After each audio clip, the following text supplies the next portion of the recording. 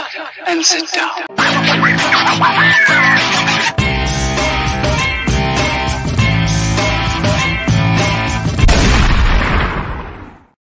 Boom. Boom. It's a beautiful boom. It's so violent compared to what we actually do. It's a beautiful boom, though. Yeah, it is. Yeah, it is. It gets the point across, that's for sure. Anyway, welcome to the Couch Live, which is a version of Dope and Dharma. It's the Couch. It's the Couch Live edition of Dope and Dharma. I'm the street certified dope Dr. Louis Delgado here with you, along with Trinity Phillips, the Dharma guy. What's up, brother? Hey, what's up? Fantastic. You want to tell everybody what show, not what show we're doing, because I already said that, but where they can hear us, because right now we're on WOKB and stuff like that. So go ahead. Yes, if you're local on Monday nights, you can check us out on WOKB 1680 AM or 100.7 FM. Mm-hmm. And then if you want to join in on the discussion live on Mondays, Tuesdays, or usually Fridays, you could do so on YouTube, Facebook, or Twitch live under Dope and Dharma. Mm-hmm. And if you want to catch us at your leisure, you can do so on any major podcasting platform under Dope and Dharma. Yeah. You notice I had you do that today. Don't I usually do that? Not the part of WOKB 1680. I had you do it that time. I said the dial last time, and you got all over me about it. You said the dial, yes. I did. So I let you do that. And I said fisticuffs later on. Right, it's just to poke fun. That's right, you did. We got Shaw, the producer, over there at home base. What's up, Shaw? How you doing? So let's go ahead and do this, Trinity. I wanted to talk about self today. We often talk about the community. We talk about other things that you may do to yourself, but I think about, and did you notice we reversed it, right? Instead of saying self-healing, I said heal self, right? Because we always talk about self-healing, self-care. Self-care, and all that stuff is great, but it's just the rebel in me wanted to reverse it. Heal self. Let's do it. And I'll tell you why I want to talk about this, Trinity, and then we'll break it down. It's 5 parts that I want to talk about today. So if you're listening right now here at WOKP, or whether you're listening on a podcast, or whether you're watching this on YouTube, there's 5 different parts that we're going to talk about today. And hopefully at the end of this, you'll understand why we wanted to talk about it today. Because the Couch Live, this version of Dope and Dharma, talks about drugs, alcohol, recovery, all the stuff that we need to do to just be better to ourselves. Like we hurt ourselves, right? And Dharma time, we talk about spirituality. So how we can use spirituality to enrich ourselves and stay a confident, beautiful person that we're supposedly meant to be, right? And I say supposedly because some of you just don't even think that's true, but I want it to be true. So in this topic today, the self, it's because I think the worst threat to self is the self, Trinity. Nobody hurts you more than you hurt yourself. And that's why negative self-talk is so poisonous. So I definitely want to cover that. Second biggest threat to self is the family. I think their actions and their words cut much deeper than anybody else's words, and it can last a lifetime. And many times when we do therapy and counseling on somebody, it's words and things that got said by a family member early on that they still carry around. The third biggest threat to self is your inner circle. Because you want and need their love, you need their support, you want their support, and when you don't get it, it's hurtful and it's very painful when those that you care about, the friends that you have close and near and dear to you, when they cheat on you or they mistreat you or steal from you, it's very painful. The fourth biggest threat is that of community. I think we crave acceptance, and we hate to experience not belonging to our community or to aspects of it. The fifth biggest threat to self are strangers. We don't understand why they feel the way they do about us. They don't even know us. So that really frustrates us when people you don't even know don't accept you or don't want you around or whatever. And then despite strangers being the least threatening to self, right? Despite them being the least important, Trinity, it's strangers that we focus the most on in regards to I will feel better as a person if you as a stranger love me, if you as a stranger care about me. And that's absolutely ludicrous. And because we've been hearing so much about that in the news, if you don't have to follow politics and what's happening in our communities to hear how many times people are focused on strangers and how strangers feel about them rather than what I feel is the most important. So let's start from the least important, strangers, Trinity, and I'm going to ask you. Okay, let's start. I'm going right to you. I didn't study. Is this okay? Or? Yeah, I think you'll still do well. You were an A student regardless, and I'm sure you didn't always study. You just were naturally an A student. So strangers. Strangers, Trinity. Okay. We put a lot of importance on strangers, right? And I'm not saying strangers can't hurt you. I just think there's a big difference than when a stranger calls you a name and somebody closer within the other four circles call you a name, right? So let's talk about strangers. Like, what's the importance of strangers? That's an interesting question. Because as I've evolved over the years, strangers are probably the least important to me now. But they were the most important to me when I was younger, right? When I was younger and I had an ego that was out of control and I felt the need to prove to everything. Maybe to a certain extent, I was questioning my own value, right? Like, I was able to pontificate to people about my value, but I don't know if I really believed it, right? Like I was still trying to convince myself more so than other people. Okay. So at that point in my life, the way strangers treated me and viewed me was absolutely important. However, as I've gotten older and I know my value, and I just become more and more disinterested in what strangers think or feel. Mainly just because, they don't know me, right? Like they got their own things that they're worried about, their own life. And when they say or do something to me, I think now in my life, it reflects more on them than it does on me. Right. Like if they say something to me, instead of taking it personal and getting mad, I'm thinking, that's where you're at in your life. That made you feel good to say that, and go for it. But I didn't have that kind of wisdom when I was younger, though. When I was younger, it was, who are you talking to like that? Who you disrespecting and blah, blah, blah.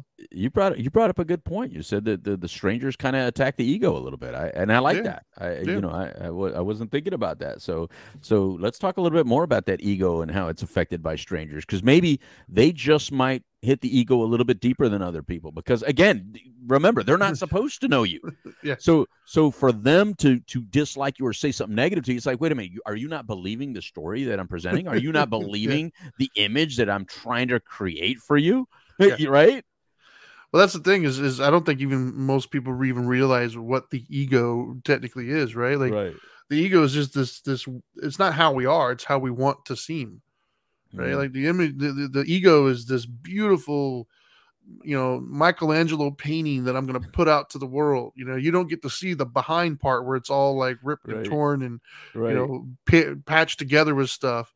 No. That's not what I'm going to show you. And so I think when somebody shatters this image that we've created, I think it kind of cuts a little deep, because it's like, well, wait a minute, because we all, that's the funny part though, right? Is like most of us really aren't doing a great job, but we think we are. Right. Like we convince ourselves, and that's the ego talking, that we're such amazing con artists that we are able to present this to the world and nobody knows. Yeah. And so when somebody calls us out on it or even touches a little bit below the surface, we don't respond well to that. We get very defensive and we go in attack mode, or we get very offended. And I think that's because it's the whole Wizard of Oz thing, right? Like pay no attention to the man behind the curtain. And so, I mean, but as I've gotten older, I think I've learned how to tame the ego a little bit. Have I tamed it all the way? Probably not. And I never will. But I've done a better job at taming it now than I did when I was younger. And so, yes, when it comes to community, I see the difference, and I do think we're not on community yet. We're not on community yet. No, I'm sorry, strangers. Excuse me. Right. I am jumping the gun there. Yeah, you are. When it comes to strangers, I meant the community as like outside of this, the proverbial community. But so I think when I see older individuals who have lived a life, they typically seem to be doing better when it comes to the way they respond to strangers than like younger generations. Like I look at my son and he's so obsessed sometimes with what random strangers will say, think, or feel about him. And when I talk to older individuals, they really couldn't care any less. And I think that has to do with our ability to tame the ego, man. I think when we're younger, we really truly are trying to establish who we are, not only to the world, but to ourselves. Right. And so it's quite devastating when somebody's not buying what you're selling. Right. So it's less painful, but for some reason we focus a lot on it. Because I think the reason why is because we know that our family and friends and stuff know that part of us because they see us every day. We expect them to know a little bit. Right. But when the stranger sees it, it's like your whole world crashes down because maybe you're not as good at faking it as you thought you were. Right, right. Or because your family ignores it or buys it, they want to buy it. Like, you know, Yeah, your family wants to it might believe be you. You're easier to buy it. truthful and honest. Your friends want to believe you. Yeah. You know, strangers, they don't have a dog in the fight, so they can care less whether they believe you or not. So sometimes, you know, they're calling it the way they see it without worrying about your feelings, right? Yeah. So much. But it's weird how much focus we put on strangers to make us feel good about ourselves when, you know, as we can clearly see, even just from this discussion, they really matter the least because it's a screen of what they know. It's just a snapshot of us of what they know, right? Well, they don't go home with you. Against too. Well, yeah, they don't go home with you. They don't know all your inner thoughts. They don't know your history. They don't know where you come from. They don't know what you've experienced. So why does it even really matter what they think and feel? Yeah. Who cares what a stranger thinks and feels about you? But, however, you, on the other hand, can help a stranger just by giving them a little bit of kindness, a little bit of smile, a little bit just eye contact, not ignoring them when you walk by. That simple gesture on the reverse side is actually better than when someone close to a person gives it to them, because it's like, wow, that person gave me kindness and didn't even need to. They didn't even have to. You know, so all right. So you said community because you already jumped the gun. So let's go. Well, I meant community as in the community is the world, not necessarily. You're forgiven then. You're forgiven. Yeah. So what about community? Community is one of these things that now in the community, they may or may not know you, right? You might have a certain job within your community, right? Because strangers, they don't even know what you do for a living. But in your community, they may know that you work at the local Publix, right? They may know you work at the local McDonald's. Right. They see you around. They watch you ride your bike around town, or they know the kind of car you drive, right?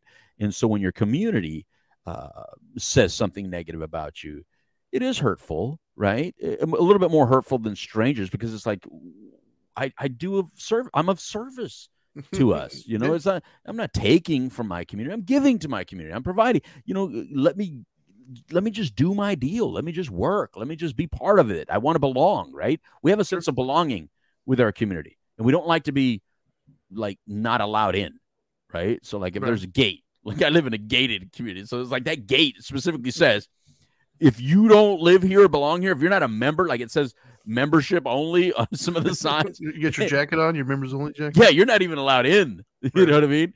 And we don't like that. We like the doors open to us within our community. So what do you think about that?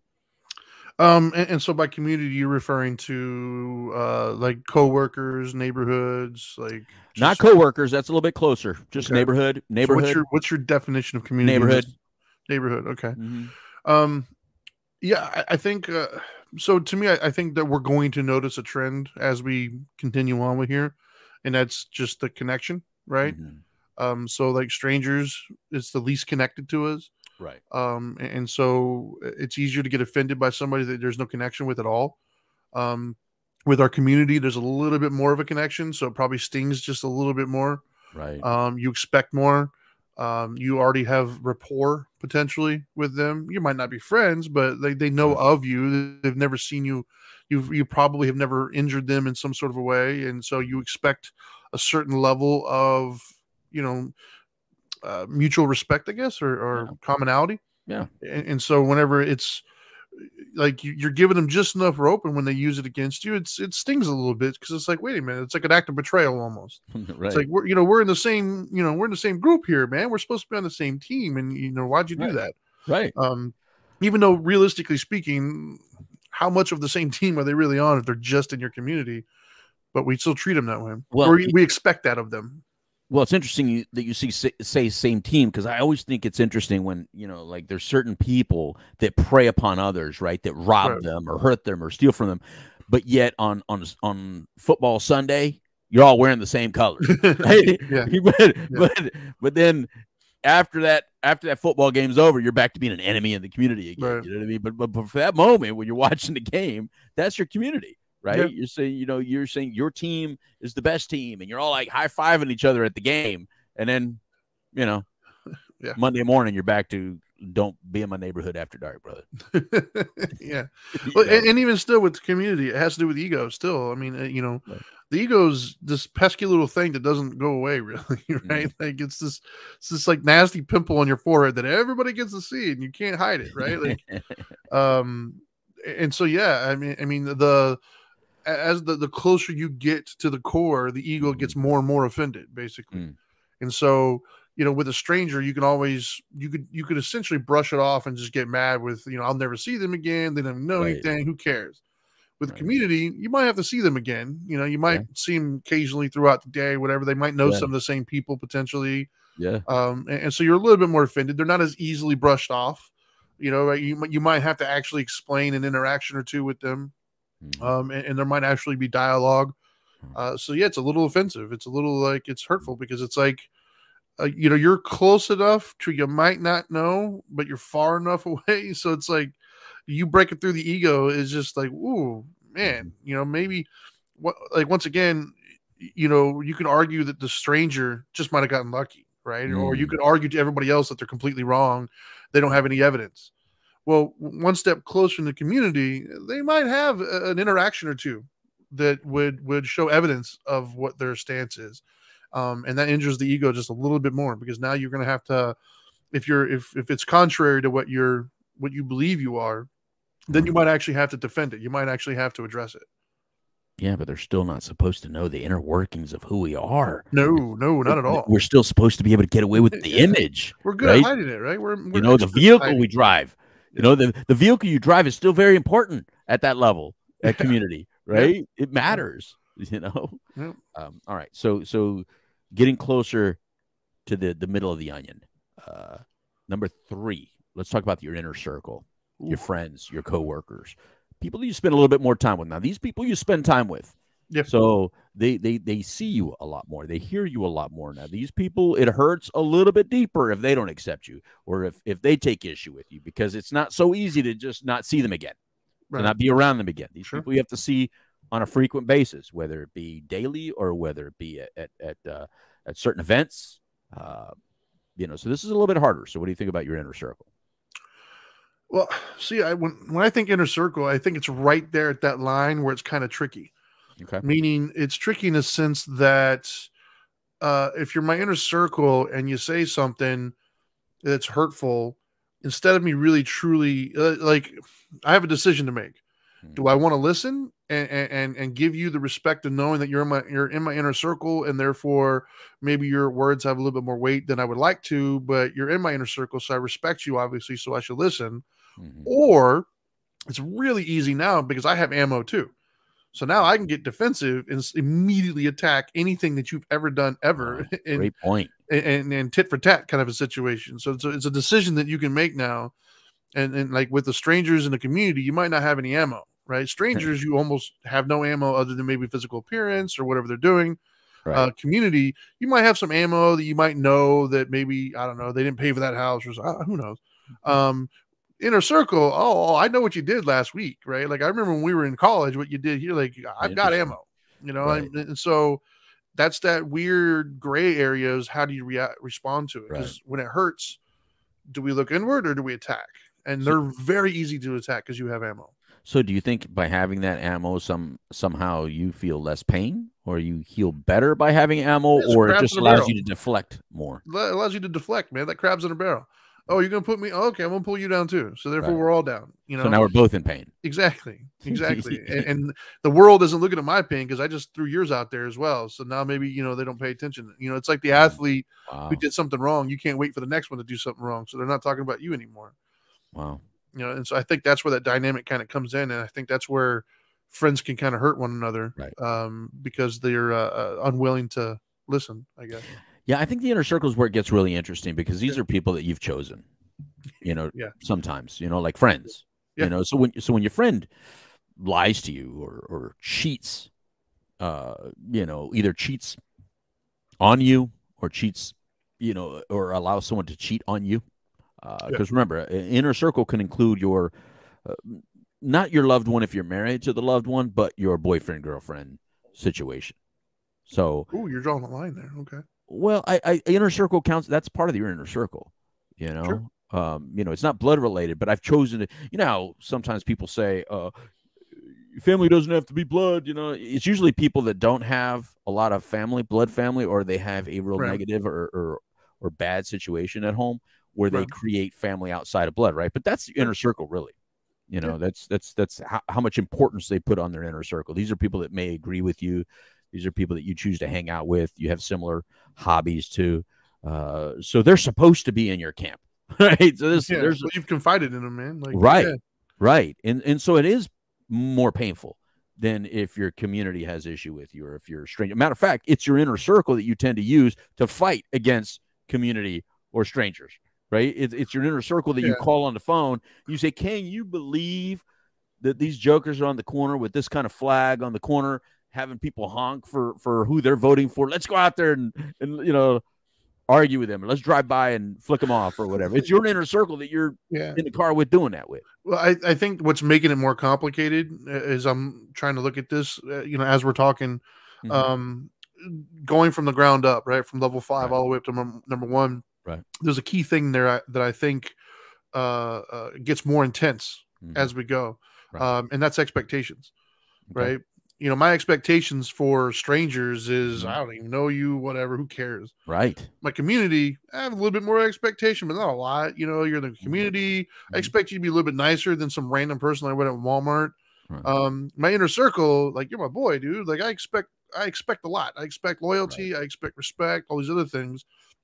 And then as as we go up in the ladder, those expectations become bigger and more intense and more deep rooted. Right. And so I think with the inner circle, there is a amount of expectation of loyalty and things of that nature. So when they go outside of that, we tend to not think as much of their perspective and how they're hurting or what they're been through, versus, hey, I had these expectations that you just didn't hit, and that hurt.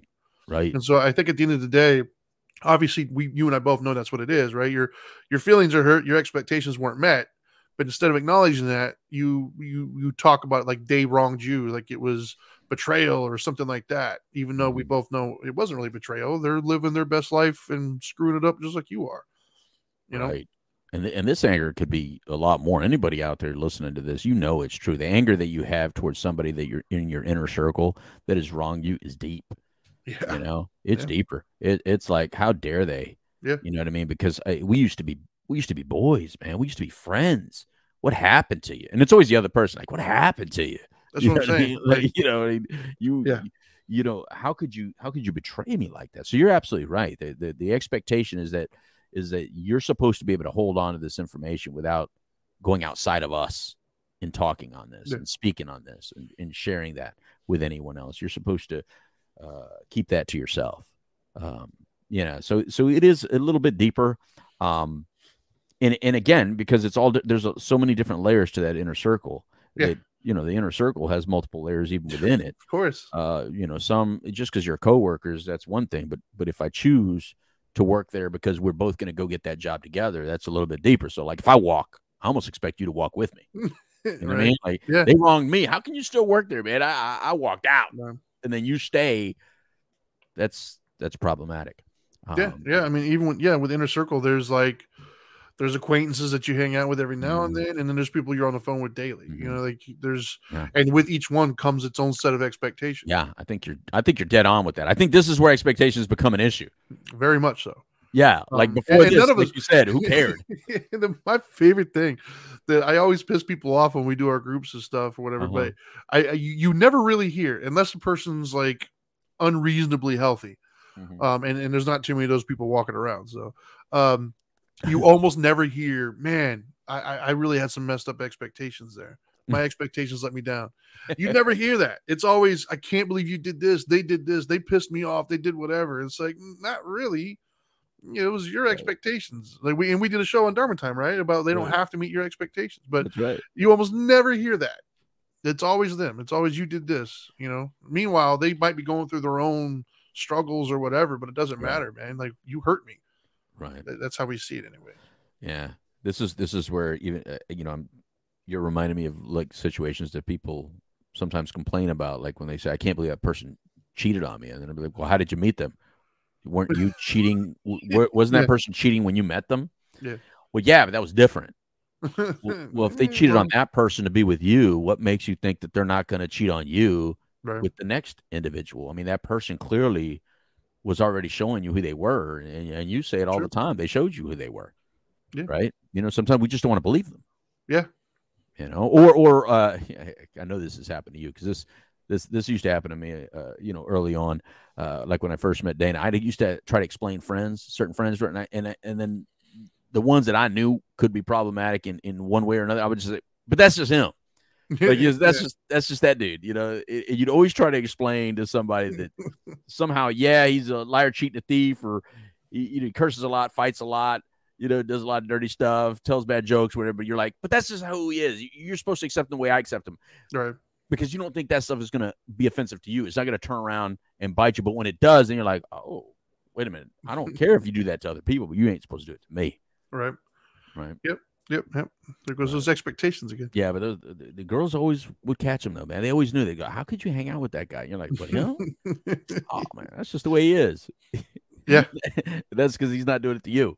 Yeah, exactly. But are you supposed to be okay with their morals? Because if they're in your inner circle, really, you're co-signing the morals, right? I mean, you're kind of co-signing who they are. Well, you are who you hang around with, man. It was that old phrase of, if you go to bed with a dog, you wake up with fleas. Your friends are like elevators. They take you up and they take you down. Like all these dad phrases I've told my kids left and right. And right. My mom told me the same. Yeah. But even those, I had to learn the hard way. Like I had to get burnt because that's the thing. That's the problem, right? When it comes to inner circle, more so than the other two, to be honest with you. That's what I'm saying. This is where it gets serious. Yeah, because the other two, the top two, which we haven't gotten to yet, right? There's a certain almost requirement, right? Like, but the inner circle, I'm a good judge of character, right? Like I chose you, I know you better than anybody. Like you would never do that, and because I spent X amount of hours with you, or we've had conversations, I suddenly know you better than anybody. And that's a hard lesson. I've watched my kids, my two older ones, and even my younger ones are now getting to the age where they're starting to learn that. You don't know people the way you think you do. I mean, John Wayne Gacy was married. His wife had no clue he was, killing and chopping up kids and putting them in the basement. And so if there's men out there or people out there who can have whole other families or be serial killers and stuff, and their significant others who lived with them for years had no idea, why do you think that you're going to know somebody because you spend, a few hours a week with them? Like, I'm not saying you don't know anybody, but we always seem to forget with our inner circle, especially. Like you don't quite know them the way you think you do, because we've all seen those stories come up where somebody's caught doing something, they murdered or they did something crazy illegal, and there's always an interview. I had no idea. Nobody ever knew, right? There's a couple people probably, but for the most part, there's so many people in their lives that just had no idea, and so it's like we forget that for some reason. We'll do that with strangers and community. We'll accept the fact that we don't know them, even though with our inner circle, we've only spent a fraction of more time with them than we have those other people. But for some reason, we just assume that gives us this doorway to their inner self, and we know them better. And so when they don't meet those expectations, they let us down, it's devastating inside. Well, because this is the deepest layer that we chose. Like, this is a choice. This is our first real choice. I let you in. I gave you the key. Like I knighted you. I allowed you to be in my presence. Right. I gave you that gift. How dare you? You're part of the brotherhood now. I've accepted you. Right. You knew the rules when you came in. Like, right. Yep. Yeah. That's what makes it the hardest, man. Because that's the one that can let you down the most, because you have no excuse, right? For other levels of this, right? There's excuses. Like with family, we'll get to what those excuses might be, but with the inner circle, like there is no. You're just bad judgment, and that sucks, man. Not only did you hurt me, but now I have to accept the fact that I'm not as good a judge as I thought I was too. It's like a double whammy, right? And we won't. No. And we won't admit that, even though they showed us lack of morality in so many other ways. We figured that lack of morality is not going to come back and bite me because we're boys. Yeah. But no, I mean, at this layer, this is one of those layers also that if they talk real negatively about their family and stuff like that, or if they do dirt on their family, if they can do that to their family, trust me, they can do it at the inner circle level. Whatever they did at a deeper level than this, they could do it at inner circle level. These levels allow you to see how bad someone can get to you, by the way. Because if they can do it deeper, you're nothing. You're not as important as you think they are. So let's get a little bit deeper. Let's talk family. Number 2. family. This is a deeper level. See, in this level right here, this is where, for instance, like in inner circle, if I would look at you and say, Trinity, you're an idiot. Like, you know what I mean? That's going to bother you. It's going to hurt you because you know that I care for you and you know that I think you're an intelligent person. But if I really meant that, it would bother you for a while. It would hurt you for a while, and it would probably ruin our relationship. But if when you were a child, your mother or your father called you an idiot and they ingrained that in your head that you know, that's deeper. You can live the rest of your life trying to somehow not be an idiot. You know, so this is the line between your inner circle. Those of you that think that you created your own family at inner circle of, yeah. But family really is that deeper level. This one right here puts you in therapy for the rest of your life, right? Yeah. If somebody wounds you at the family level, it's so deeply painful. This is where most of our horrific murders are. This is where our sexual abuse lives and resides more often than in strangers. I mean, we spend so much time saying, don't talk to strangers, don't talk to strangers. Look, the people within your family are more dangerous to you and yourself than anybody that's a stranger. Don't talk to strangers. A stranger might save your life. Your family sometimes allows someone to harm you and ignore it. And that is a hell of a lot more painful when family members know it and don't do anything about it. So let's talk about family. What do you think? Yeah, well, that's why one of the phrases I've heard numerous times in my life is, you know, you hurt the ones you love, right? Like, why is that so accepted? Like, I don't know why we all just accept that. Yeah, man. Wow. All right. So family. By the way, before you go into that, this is where trust is created. Yeah. Your trust everything is created, man. Is built at the level of family. Your sense of self, like who you're going to be for the rest of your life, how you look at things, your prism that you view the world is all established here. Right? I think, it's like a double caveat for me though. When you said family, first off, I was thinking, you know, as you age and get older, family. And I was thinking, well, I don't really have a whole lot with that, right? Because I wasn't really interacting with my family. My brother I've seen twice in like 30 years. Right. So it's like, you know, it doesn't really bother me that much. That's the one half of it, right? So as you're getting older and you're consciously aware of what's happening around you and who you're interacting with, that's one side of the family. That's a little bit easier to navigate, I think, sometimes. The other side of the family is what you were talking about at the top of this, and that's like early on. 0 to 5, man. Yeah, man. That is so much more important than like, I don't think any of us really know. And there's been so much studies and data, and every psychologist and therapist will tell you how I still think we're only scratching the surface on how impactful, either positive or negative, that can, your first, like you said, 0 to 5. It's, yeah, I can't even, it's hard for me to even find the words on how much it impacts us, because everything you're doing right now in your life, whether you realize it or not, was set early on as your childhood. Right. Like the things that you like, the people you gravitate to, the things that you value, how you make decisions, what you like, what you don't like. It's all stacked on top of experiences and what neural pathways, I'm assuming, that were formulated as a kid. You know, hey, I do this, then this is happening. You know, and I like that, I want more of it, or I don't like that, I want less of it.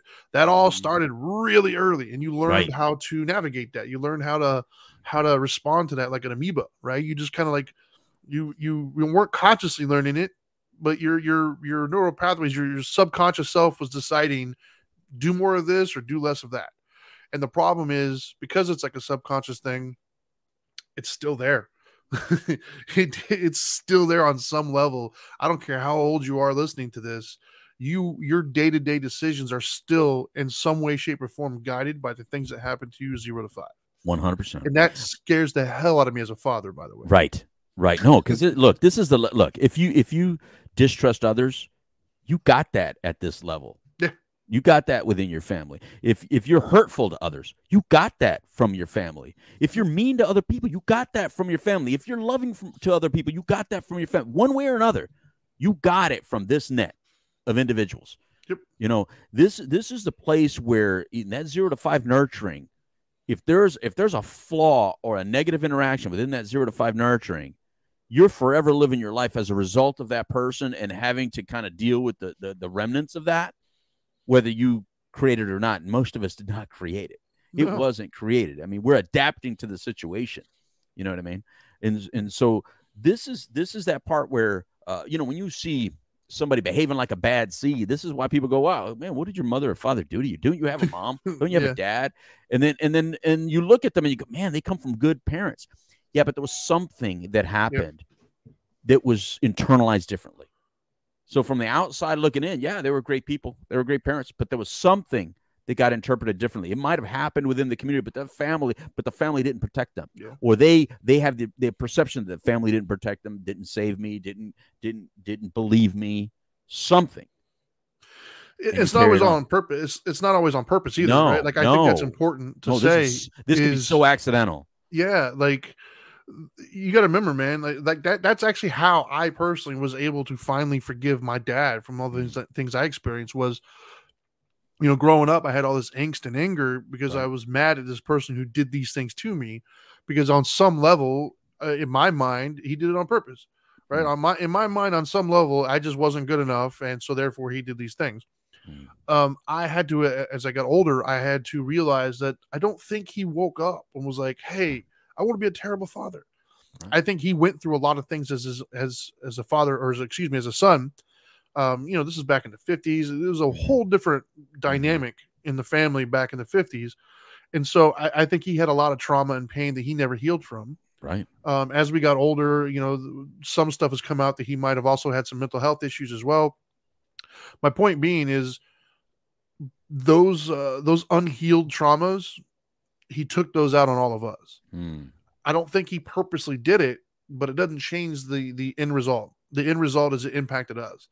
And so, like, that's why it was so important for me when I realized I was having kids, was to do as much inner work as I could, because I didn't want to pass it on to my kids. I didn't want them to bear the brunt of my childhood, that the parts of my childhood that were injurious.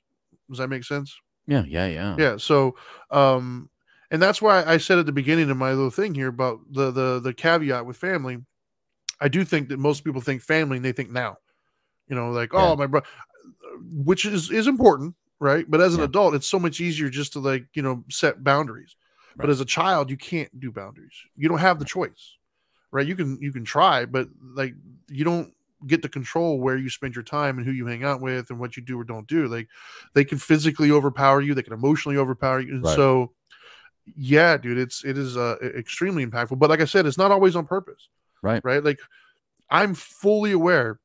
I've accepted the fact that I'm sending my kids to therapy at some point. Right. I'm not knowingly doing it, but I guarantee you, because I'm not a perfect individual and I've had trauma, most of which I've tried to heal from. Some of it I probably am not even aware of yet. Who knows? And I'm subconsciously passing it on to them. Right. It might not even, it's not on purpose, right? Like that one time, my daughter wants me to go, look at her Roblox. And I told her I couldn't right now because I was busy doing something. I have no idea how, like, in that exact moment, how that's going to impact her. Yeah. Maybe for whatever reason, to me, it was just like, dude, I was just playing Roblox with you yesterday, or, I'm going to do it again tomorrow. But for whatever reason, in that exact moment, because I wasn't making myself available, 20 years from now, that's going to be the reason why she does whatever. Like, that's what scares the hell out of me, because I'm aware of how important that stuff is. Well, we know this because I don't know if you've done this, but I've done it where I've shared a moment in my memory that was very, traumatic or painful to me. And my family looks at me like, what are you talking about? I don't even remember that. Yeah. It was nothing to them. Yeah. But to me, it was a big deal. Yeah. Right. And this is that point of like, look, I'm a girl dad. This is the part where I used to be like, well, I got to make sure my daughters don't have daddy issues, because girls with daddy issues go out with guys the way I used to be, or they end up on poles and dancing and doing all kinds of stuff that I just didn't want to have happen. I was worried about all that because I know how self-injurious some of those behaviors can be. No matter how in control that female may be, they're not in control up here. Right. Yeah. They're hurting themselves. They're perpetuating the abuse. They're perpetuating the problem internally, the self-hatred or the negativity. And I didn't want that. I wanted them to love themselves and feel beautiful and all that stuff. So this is that level where if you're damaged at this level, sometimes you can't even conceptualize how damaging it could be. And you said that we needed to do a show later to even see if we needed to go back in there and therapize that or not. So we'll do that on a later date, a later show. But yeah, this is a pretty deep rooted issue. But we're running short of time, and we got to get to self. Sure, right? Let's do it. The self, right? Yep. This is the deepest love. This is the central core. This is you. This is me. Nobody has lied to me more than me. Nobody has manipulated me more than me. Nobody has hurt me more than me. Nobody has put me in worse situations than myself. Nobody has done more damage to me, conned me the most, lied to me the most, cheated on me the most, stolen from me the most. And yet, it's easier to look at strangers and everybody else that has done that to me and blame all of them than to blame myself, because that is a level of processing that is just difficult to process.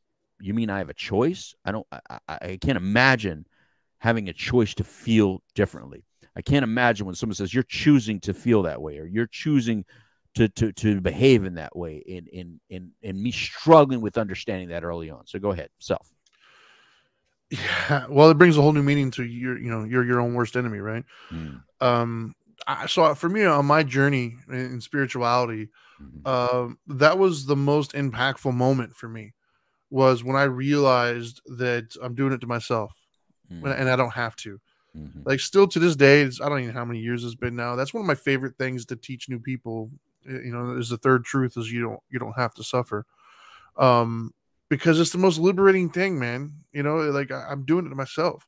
And I still do it, mind you. Like, just because I'm aware of it and I'm working it, we're human. We make mistakes all the time. Like 99% of the hurtful moments that I have in my own home, like with my own wife, it's me, right? Like it's my own expectations. It's my own interpretation of whatever it is that she just said or did. My wife is not, knowingly or purposely saying something to offend me. She's just living her life and said something. I'm the one who took it and narrated it and interpreted it and turned it into something that hurt me. And then I lashed back out, so I still do it. I try not to. I'm better at it now than I was, years ago. And hopefully tomorrow I'm better at it than I was today, but it's still there. And I did that, right? Like, it wasn't her. I did that. And yeah, that's a big one, man. That's why I said expectations, because that's what I was talking about. As we get higher up in this ranking, expectations become high, like more and more important. And so when it comes to self, yeah, dude, the other person didn't really hurt you. It was your expectations that hurt you. Now, I'm not saying that the person who comes home and like slaps you around or something, of course, man, that's terrible. But I'm not talking about the polar opposites here. I'm talking about the majority of the time, our day-to-day interactions with stuff. That's how you hurt yourself. In the 12 steps to say resentments, what was it? Resentments lead to premeditated resentments. Yeah, expectations lead to resentments. Yeah, because the thing I tell people all the time, it was like, look, which would piss you off more? If a person walks in and pushes you unexpectedly, they just randomly just walks up and pushes you, or the person who when that person shows up, they're going to push you. Right. Well, the unexpected always is going to piss you off more. Like, if you know what's going to happen, you're expecting it. It happens. Okay, whatever. You've had time to process. It's the unexpected. It's because you expected in that moment nobody was going to push you, and then they did. That's what hurts your feelings, not the action itself. Because most actions, if you knew it was coming, most actions you'd be able to explain away or process, and you can deal with it. It's the fact that it went against what you expected to happen right now. That's what hurt you, and you do it all day long. From the second you wake up until the second you go to bed, you're formulating expectations of how the day is going to go unfold. You're expecting to wake up on time. You're expecting to not hit every red light. You're expecting that, when you open the refrigerator, your coffee's going to be whatever, or you're expecting the car to start when you get out there in the morning time. You're expecting not to have a flat tire. You're expecting your coworkers to greet you. You're all these expectations that when you look back at the end of the day, if you look at all the things that upset you or pissed you off, or if somebody asked you if you had a bad day, all the explanations on why it was a bad day, if you look back on it, you're going to probably notice it was your expectations. Like, those people were just living their life. You expected them to do other. Yeah. And in your sense of self, this is the one that you drowned in alcohol. This is the one that you intoxicate. This is the one that you say you're screaming in so much pain and you're crying so much that I gotta get you high to just shut up. I don't want to hear you. I don't want to hear that inner voice. That inner voice that we have is the one that will never ever quiet. No matter how popular you become, no matter how wealthy you become, no matter how successful you become, if at this level you're attacking yourself, if at the level of self you're injuring yourself with negative self-talk and image, it doesn't matter. You could be the most beautiful person in the world and believe you're completely ugly. You could be very intelligent and worthy and feel so unworthy and stupid. This is a very difficult level to allow to be in pain. This is where cutters are. When people cut themselves in, you wonder, if you know a cutter or have heard one and go like, man, how could someone do that? Because this is at the level of injury they're at. Because as painful as that cutting can be, at least they're in control of it. And that's what they'll say, but I control the pain. Yep. You know what I mean? It's just like in the level of family. If at that level of family, you were injured dramatically, if they don't accept you, for those of you that are, because we're in Pride Month, are in the LGBTQ community, if at that level of family, you're not accepted, it's easier to go to the strangers and get mad at them for how they view you, but it's because you're trying to heal that family part. They didn't accept you, but you can't fight them. You can't change them. So you go out to the strangers out in the community and the strangers beyond and try to get them to accept you. And that's where your fight is at, because really you can never come back here and do the fight where it really needs to be and where you're really in pain, which is in the family and your sense of self. And that's why you have to heal there. If you're okay with who you are and what you are at this core level, it really doesn't matter what the rest of us think. It's irrelevant. Those of us that are comfortable in our sense of self on a certain topic area are not injured by people out there because we have no button. But at the level of self, if this is where you're injured, this is where we create that button, and we walk around with this big old Flavor Flav size button. And everybody, as big as Flavor Flav's clock, you understand that. But I gotta create an image for those that don't understand or don't know who Flavor Flav is. He wore this big old clock. Flavor Flav. So, that's right. So if you're injured at the sense of self and you carry around a big old button the size of Flavor Flav's clock and wonder why are people angering me and hitting my butt, because you got your big old button showing and you make me want to touch it. You make me want to push it. Matter of fact, you just see me and you push it on yourself. Some of you just see somebody, you start pushing a button on yourself. You want to be angry because you can't heal yourself, because you can't change your family, because your inner circle hurt you and busted you up. So you go out into the community and blame us, and you go out to strangers and blame them, and you try to heal from the outside in. When you can't heal from the outside in, you can only heal from the inside out. And that was the reason I wanted to have this show today. Trini, final words, please. Yeah, I'd say healing the self, it starts with compassion for yourself. We're so good at giving compassion to other people. We're so good at giving compassion to dogs and animals and stuff. We're not that great at giving compassion to ourselves. And oftentimes that compassion is forgiving yourself for not knowing what you didn't know, or just straight up forgiving. And you got to forgive daily, every day. Forgive yourself. God, I can't. Self-compassion is so important, man.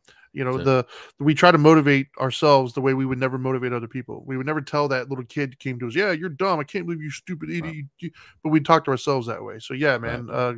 Start with compassion and forgiveness for yourself. Right. And I learned to love myself through Dana. I say it all the time. Dana loved me before I learned to love me. I think sometimes you just have to allow someone get real close and real deep and believe them. They just might be telling you the truth. And with that, ladies and gentlemen, the Dharma guy has told you the truth today. The Dope Doctor, me, I've told you the truth today. We are the Couch Live. We are Dope and Dharma. Trinity, one more time, how can they follow us? How can they stay tuned to the next show or other shows that we've done? Yeah, you can go on social media and follow him at the Dope Doctor. I'm at the Dharma guy. We're both at Dope and Dharma. Or you can check us out on YouTube, Facebook, or Twitch under Dope and Dharma, and all of your major podcasting platforms. Also under Dope and Dharma. Thank you very much, people like Marissa who listens and watches on Facebook Live. We appreciate you so very much. Thank you to everybody here at WOKB 1680 AM or 100.7 FM on the dial in Orlando. Yes, I said the dial, Trinity. Shaw, take it away from here. Take it away and go ahead and go to the rest of the programming here at WOKB 1680. Adios, amigos. It's time for a taco. Goodbye.